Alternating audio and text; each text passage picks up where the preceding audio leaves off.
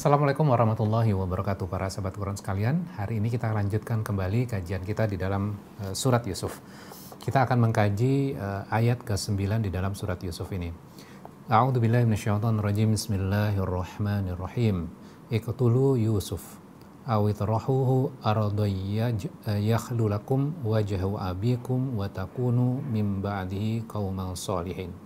Bunuhlah Yusuf atau buanglah dia ke sebuah tempat agar perhatian ayah tertumpah kepadamu. Setelah itu kamu menjadi orang yang baik. Nah, ini sebuah dialog yang luar biasa yang harus kita perhatikan dan kita harus pelajari. Pelajaran apa atau inspirasi apa yang kita bisa peroleh dari ayat yang Allah berikan kepada kita ini. Karena di pengantar dari awal dari surat Yusuf ini, kisah ini merupakan ayat-ayat. Artinya adalah tanda-tanda untuk kita pelajari. Nah, sekarang kita lihat siapa yang mengatakan sebuah rencana ini untuk bunuhlah Yusuf dan buanglah dia ke suatu tempat agar perhatian ayah tertumpah kepadamu. Di ayat ini tidak disebutkan.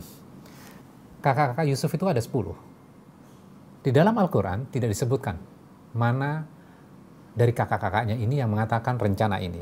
Tentunya dialog itu yang dilakukan oleh kakak-kakaknya ini sampai akhirnya keluar sebuah pendapat yang paling terakhir adalah yang seperti ini dan Allah capture di dalam Al-Quran, pastinya dialog yang cukup panjang.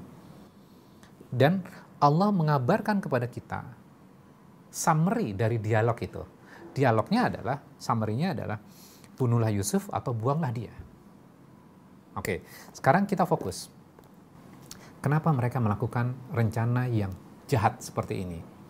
Kalau kita lihat dalam kehidupan kita, ketika orang berbuat buruk kepada kita, ya, jadi orang berbuat buruk kepada kita, biasanya cenderung kita akan membalas berbuat buruk kepada dia. Ini kan logikanya. Namun yang terjadi di sini adalah apa yang dilakukan oleh Yusuf kepada kakak-kakaknya.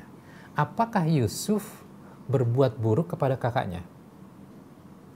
Ternyata tidak. Yusuf tidak melakukan perbuatan buruk kepada kakaknya. Namun kakak-kakaknya ini ingin menjatuhkan Yusuf.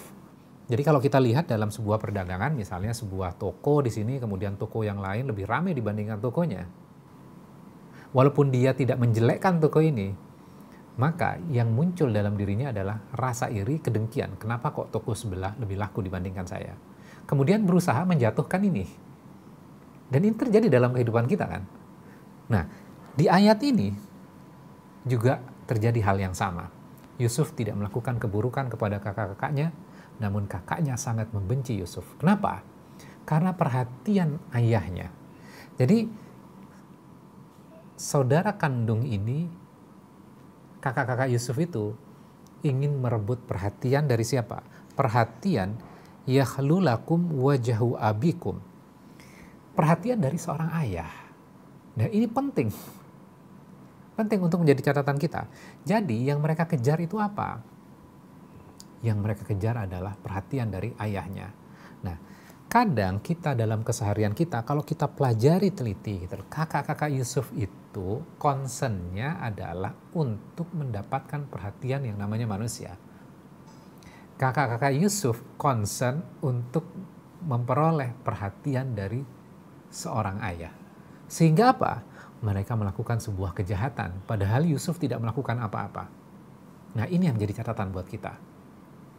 Ingin merebut perhatian dari ayahnya. Sehingga apa? Mereka tidak concern terhadap hal yang besar. Hal yang besar itu apa? Hal yang besar itu harusnya yang menjadi concern adalah bagaimana penilaian Allah terhadap apa yang akan dilakukan.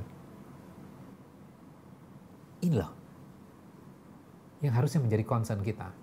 Jadi bagaimana kakak-kakak Yusuf ini, walaupun mereka adalah anak seorang nabi, dididik dengan lingkungan yang baik gitu loh, dengan guru yang terbaik pada saat itu, yaitu Nabi Yakub gitu loh.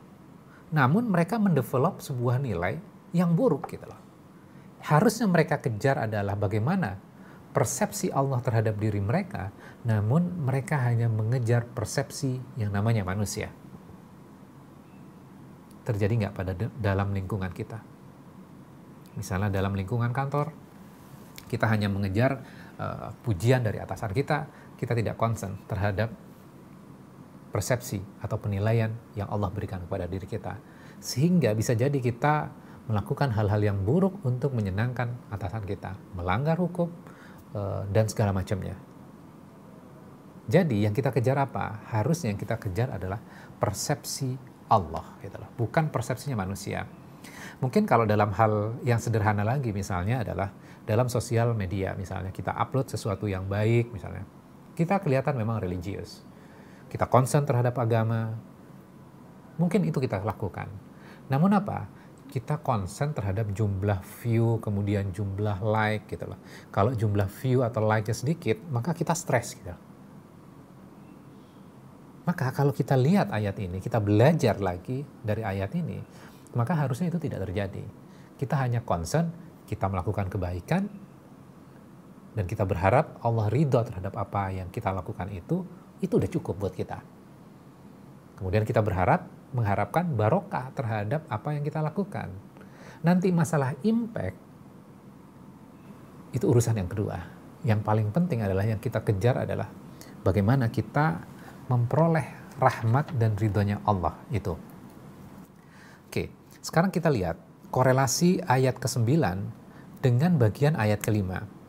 Di mana di bagian ayat ke-5, inna syaitana lil insani aduwwum mubin. Sesungguhnya setan bagi manusia adalah musuh yang nyata. Bagaimana hubungan ayat ke-5 dengan ayat ke-9 ini? Oke, sekarang kita kupas satu-satu supaya kita bisa runut untuk bisa memahaminya. Ketika kita melihat orang lain buruk atau jelek gitu loh, dan ini dipersepsikan oleh kakak-kakak dari Nabi Yusuf, menganggap bahwa ayahnya gitu loh, ayahnya itu sudah melakukan sebuah kesalahan. Kita bisa baca di ayat ke-8 ya. Ayahnya melakukan kesalahan karena terlalu menyayangi Yusuf dibandingkan mereka, padahal mereka adalah golongan orang-orang yang kuat secara fisik. Sehingga kakak-kakak Yusuf ini melihat ayahnya adalah yang memberikan penilaian buruk. Jadi ayahnya dinilai jelek. Maka ketika kita melihat dan menilai orang lain jelek, maka step berikutnya adalah kita akan menilai orang itu akan selalu salah. Baik yang dikatakan maupun apa yang dikerjakan. Itu. Nah sekarang kita lihat sisi lainnya. Di sisi yang lain, ketika kita mendevelop value yang tadi, maka kita menilai diri kita adalah benar dan kita tidak mungkin melakukan kesalahan. Alhamdulillah ya, diri kita baik. Orang itu nggak baik. Sehingga apa? Kita lihat dengan ayat kelimanya sekarang. Ketika kita melakukan hal seperti itu, mendevelop nilai yang seperti itu, maka sesungguhnya kita masuk dalam perangkap setan. Ini adalah sebuah tipu daya setan. Orang lain jelek, dan pasti dia apapun yang dilakukannya jelek, apapun yang dikatakannya jelek, tidak ada kebaikan dari orang ini. Dan di sisi yang lain, kita mendevelop diri kita tidak melakukan kesalahan, dan apapun yang kita lakukan adalah baik. Walaupun itu buruk. Dan kita tidak mampu menilainya. Dan ini adalah sebuah tipu daya setan untuk kita. Dan seringkali kita masuk dalam perangkap ini. Kita hanya bisa melihat orang lain yang bermasalah. Dan kita tidak bisa melihat diri kita bersalah. Ini adalah sebuah delusi yang dihembuskan setan kepada kita. Ini adalah sesungguhnya adalah tipu daya setan. Mudah-mudahan kita bisa terhindar dari tipu daya setan ini dan kita jangan merasa diri kita selalu benar. Kita harus terbuka untuk kita melakukan evaluasi, apalagi ketika kita belajar Al-Quran, kita evaluasi diri kita.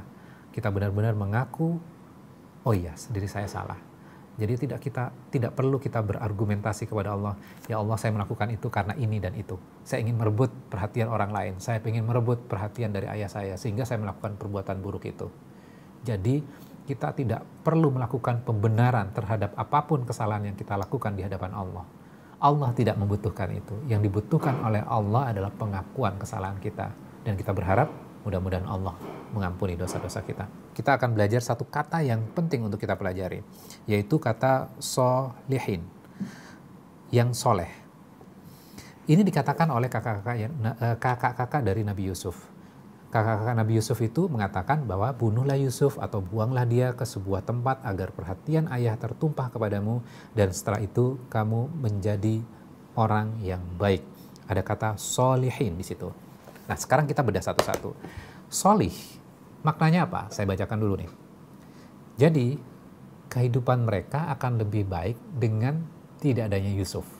Jadi mereka berharap bahwa setelah Yusuf tidak ada, maka kehidupan mereka akan jauh lebih baik karena perhatian ayahnya akan tertumpah, akan tertuju kepada mereka.